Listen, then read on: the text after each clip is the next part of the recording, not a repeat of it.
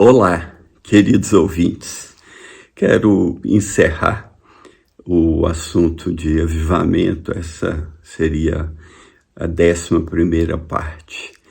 E fazendo algumas considerações sobre o que é avivamento. Eu já defini lá no começo, definição de vários homens de Deus ao longo da história.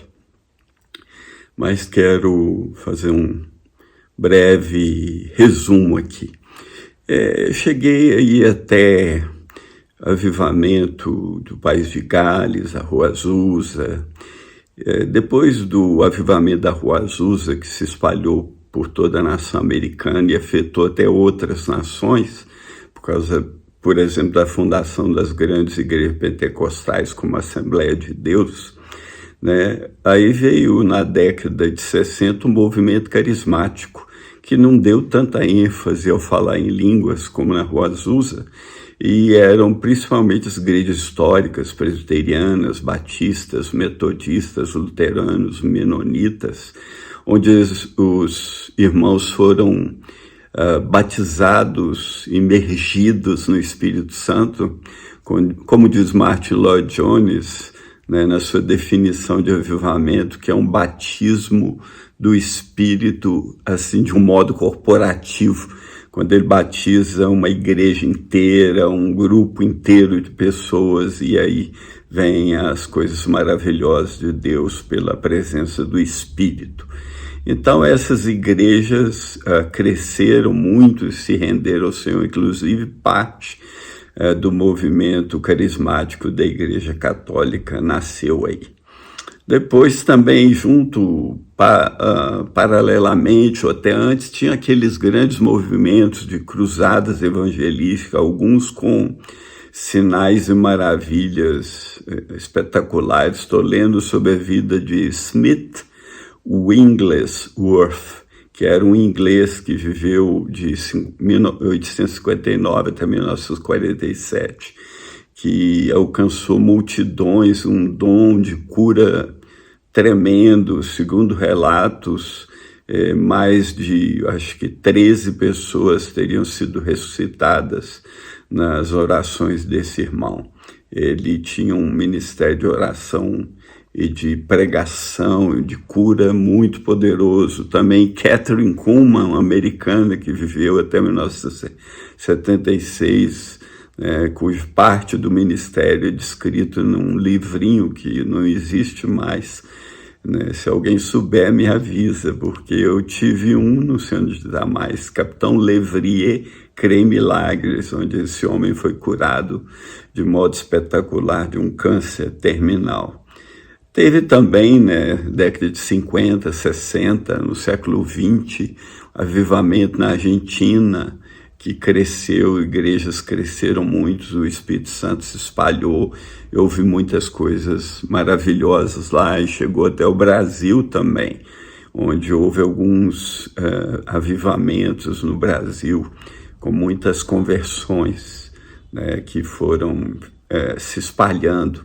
E também um movimento que nasceu desses avivamentos na Argentina, um movimento de discipulado, que chegou aí forte no Brasil, atual, através de missionários ingleses e de irmãos argentinos.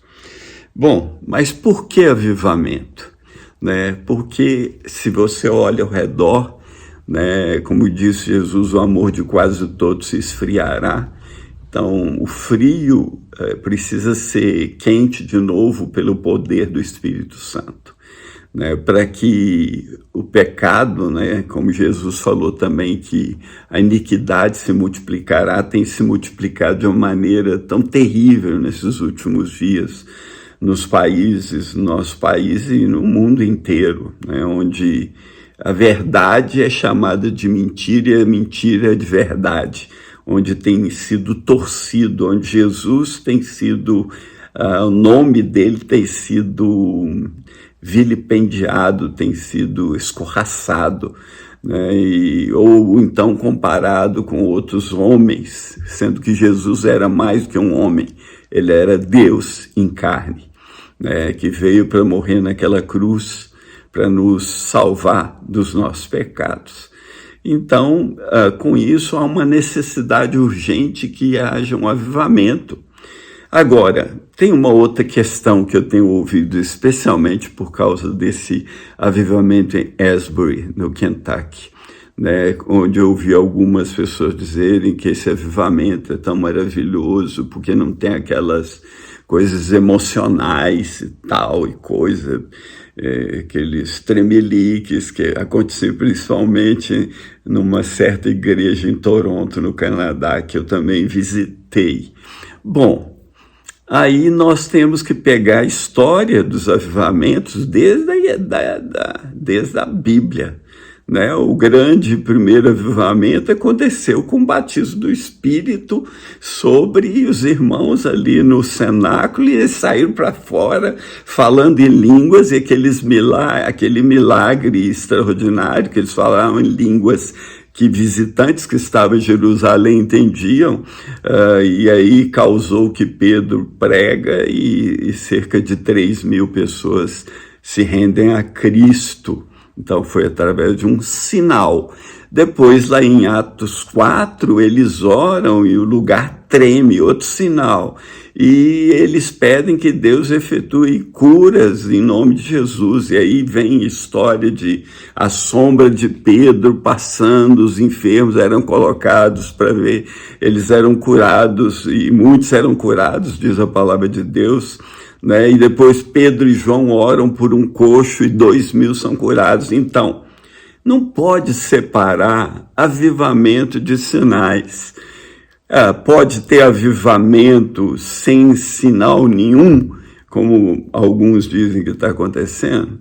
Bom, Deus é Deus, Ele faz como Ele quer, né? Mas quase, ou pelo menos todos os avivamentos que eu tenho estudado, houveram sinais, houveram milagres, houveram curas, né? Aí no avivamento em País de Gales. É claro que a força do avivamento é a presença manifesta de Cristo sendo amado, adorado, mas também, como eu disse, é um batismo de amor, onde Cristo é amado, mas também o próximo é amado. E se o próximo é amado, o povo de Deus faz tudo para atraí-los para Cristo. E aí há a pregação e há inúmeras conversões, que é um grande sinal de todos os avivamentos na história, né? A igreja se expandindo, 10% do país de Gales se converteu no grande avivamento no país de Gales, milhares e milhões se converteram por causa do avivamento da Rua Azusa, e muitos outros relatos, fora os grandes evangelistas, né, que pregaram e centenas e milhares se converteram.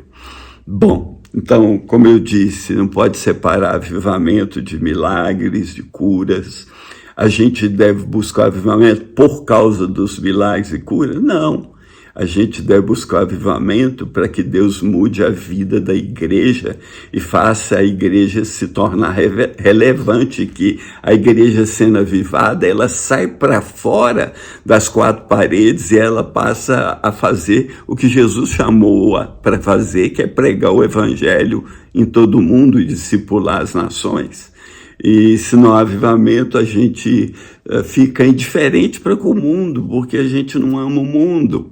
Agora, o profeta Isaías diz, se fendesse os céus e descias e fazia coisas extraordinárias que não esperavas. Quando Deus desce, coisas extraordinárias acontecem. É impossível separar Deus dos milagres de Deus. João Batista teve uma dúvida se Jesus era mesmo Messias e mandou perguntar. Jesus, na mesma hora, curou cegos, coxos, leprosos. Jesus mandou um recado para João. Os cegos veem, os coxos andam, os leprosos são purificados, os mortos são ressuscitados. E aí, bem-aventurado aquele que não se escandaliza em mim. Então, irmão, não se escandalize, né, com o Senhor. É claro que também nos avivamentos na história houveram cenas de emocionalismo, e o próprio Jonathan Edwards escreveu um livro muito bom, que eu ainda não li, mas eu já li relatos sobre o livro, eu vou lê-lo agora, Emoções, né, como as emoções vêm no avivamento e como tratar, né, das emoções, como separar o verdadeiro sinal apenas de uma emotividade das pessoas. E isso acontece, é inevitável, é o ser humano é emotivo. Então, essa é minha contribuição sobre o avivamento, né? E eu espero que hoje nós temos clamado, orado a Deus sobre avivamento. Tenho pregado em várias igrejas, né, sobre avivamento e tenho desejado isso para que a nossa vida seja inflamada pelo Espírito Santo, para que todos venham conhecer a Cristo como Senhor, né? Como eu disse em outro vídeo, Ele é Jesus Cristo, nosso Senhor.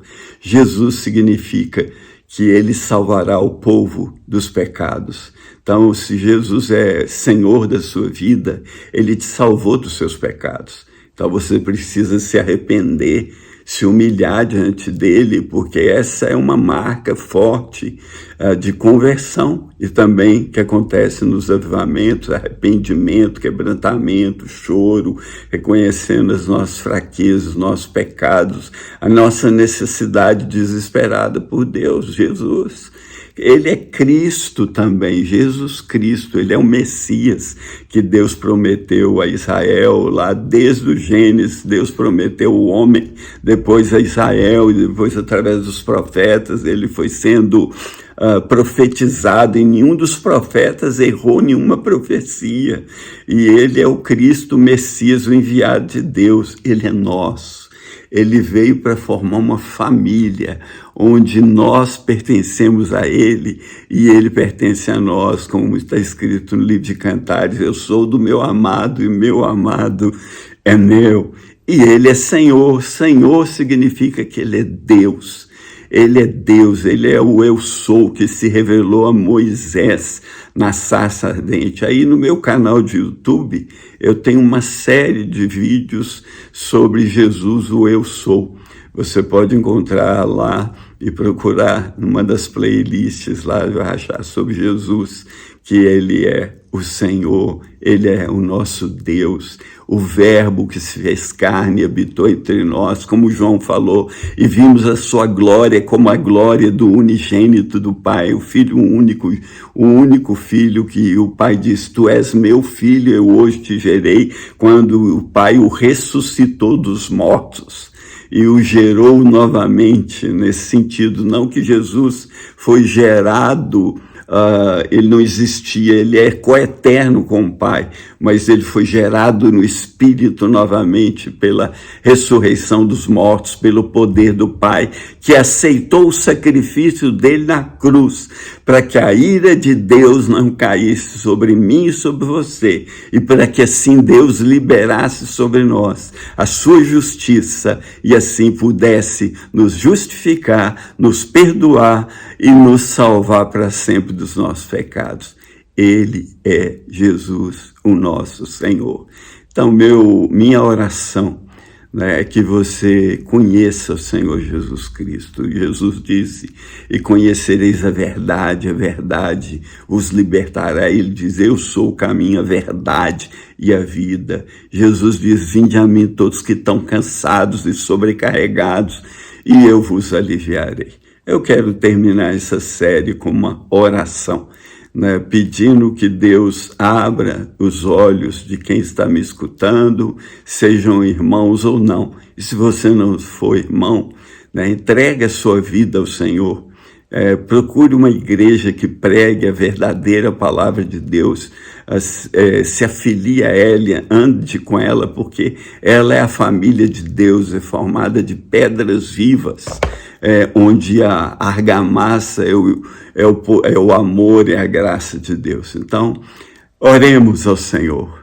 Pai querido, em nome de Jesus, eu quero te pedir que o Senhor derrame sobre nós do teu Espírito Santo, que o Senhor lembre da sua misericórdia no meio da confusão que o mundo está hoje. Eu quero te pedir que o Senhor revele a tua salvação a quem está escutando esse vídeo, quem assistiu aos vídeos e que está abrindo o coração, se humilhando diante do Senhor, pedindo perdão e ajustando, acertando a sua vida, né, deixando seus pecados para que se torne santo. Pai querido, teu é o reino, o poder e a glória para sempre. Não há outro Deus como o Senhor. Não há outro em quem a gente possa confiar. Eu te entrego a vida de cada um dos meus queridos ouvintes. E eu te entrego também a minha vida. Então, se tu é forte, maravilhoso, perdoador com os nossos erros e defeitos. Em nome de nosso Senhor Jesus Cristo. Amém. Eu quero te deixar aí um grande abraço. Se você quiser assistir todos os outros vídeos que fiz sobre essa série de avivamento, você pode assistir aí no Instagram, Leite53, ou então no canal de YouTube, William Robson Leite. E lá no YouTube também tem mais vídeos sobre Jesus, sobre escatologia, sobre ensinos teológicos, tudo grátis, tudo livre, tudo à vontade. Você pode baixar, copiar, mandar para outros, fazer o que você quiser, porque eu recebi de graça e estou procurando dar de graça. Como eu disse, fica na paz.